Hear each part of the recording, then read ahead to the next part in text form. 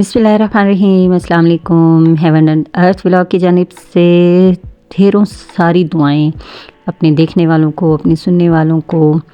अल्लाह ताला हम सब के घरों पर अपनी ढेर सारी बरकतें नाजिल फरमाए, अपना रहम, अपना करम, अपनी निगाह रहमत नाजिल फरमाए हम सब के घरों पर। आमीन सुम्मा आमीन। मौसम की जो शिद्दत है, ठंड की तो वैसे ही बरकरार है, अलबत्ता धुंध में कुछ कमी सी आ गई है। हर घर में सुबह का आगाज़ अल्लाह की बबरकत नाम से ही किया जाता है। क्या खुश नसीब माशाल्लाह से वो घर हैं कि जिन घरों से सुबह सुबह मर्द हजरात मस्जिद बाजमात नमाज के लिए जाते हैं और ख़वातीन और बच्चे घरों में ही नमाज़ पढ़ते हैं या बच्चे भी मस्जिदों में चले जाते हैं। अल्लाह हम सब के घरों को इसी तरह बनाए कि उसके ज़िक्र से, उसके नाम से, उसके कलाम से हमारी सुबह का आगाज़ हो।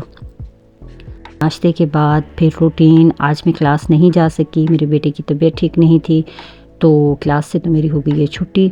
और तो मैंने सोचा कि क्यों ना कुछ अपनी अलमारी की ही लुक आफ्टर कर लूँ, ज़रा उसे देख लूँ।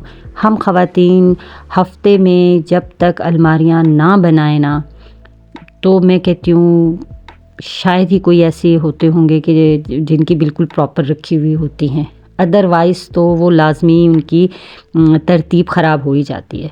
तो बहरहाल अलमारियों को, कपड़ों को तरतीब देते हुए मेरे जहन में एक बात आ रही थी, तो मैं अपने देखने वालों से शेयर करना चाह रही थी।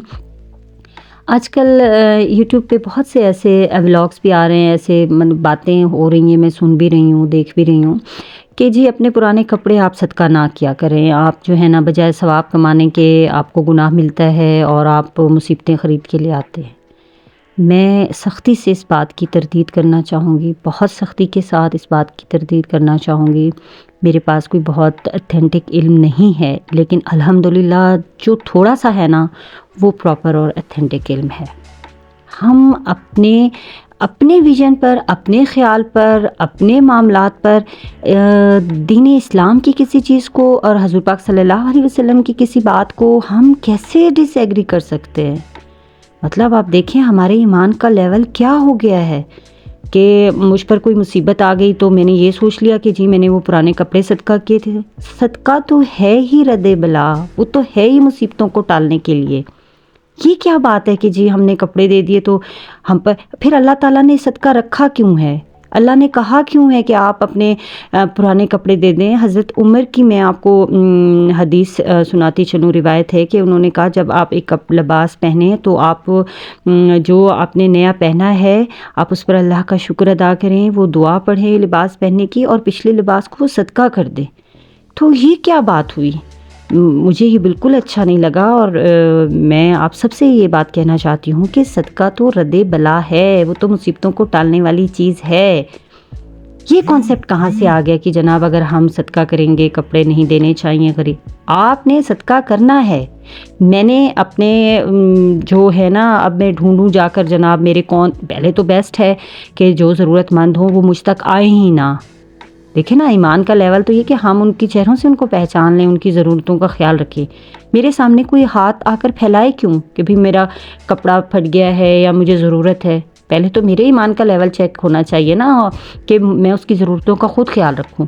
लेकिन अगर एक बंदा आ गया है आपसे मांगने के लिए और आप उसको ये सोच कर ना दें कि जी ये मुझ पर कोई जादू कर देगा या मुझ पर कोई मुसीबत आ जाएगी, ऐसी बात बिल्कुल भी नहीं है। मेरी प्यारी प्यारी बहनें माशाल्लाह से सब इस एक ऐसे वक्त में आप लोग हम रह रहे हैं कि जहाँ पे बहुत सी मालूमात हैं, इस्लामी अहादीस हैं, सही मुस्लिम, सही बुखारी आपको हर जगह से मिल जाती हैं और सदक़े का विज़न तो शुरू से। तो मुझे ये बिल्कुल अच्छी नहीं लगी बात और मैं डिसएग्री करती हूँ इस चीज़ से। आप लोग ज़रूर अपने कपड़े सदका कीजिए, आप ज़रूरतमंद को ज़रूरत के वक़्त दे दीजिए। मैं डॉक्टर इसरार साहब का एक बयान सुन रही थी और आप यकीन करें कि वो इस कदर खूबसूरत बयान था। उन्होंने कहा कि अगर किसी को ज़रूरत के वक़्त आपने उसकी ज़रूरत पूरी नहीं की और आप उसका इख्तियार रखते थे, आपने उसकी ज़रूरत पूरी नहीं की।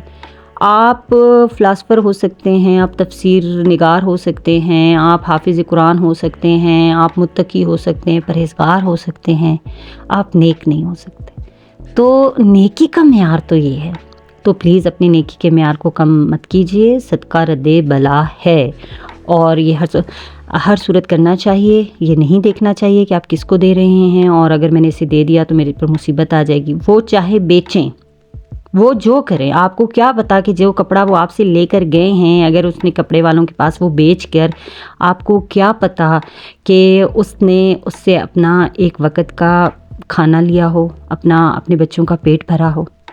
ہم اس چیز پر نگرانی نہیں کرنے کو قادر, وہ میرا اللہ ہے, اس نے صدقے کا اجر بھی اپنے پاس رکھا ہوا ہے. خیر, ولاگ بہت لمبا ہوتا جا رہا ہے. میں آپ کو انشاءاللہ کل کے ولاگ میں بتاؤں گی کہ کپڑا صدقہ کرنے کی کیا خوبصورت حضرت موسیٰ علیہ السلام کے دور کی مثال. میرا نیکسٹ ولاگ دیکھنا نہ بھولیے گا. اللہ حافظ.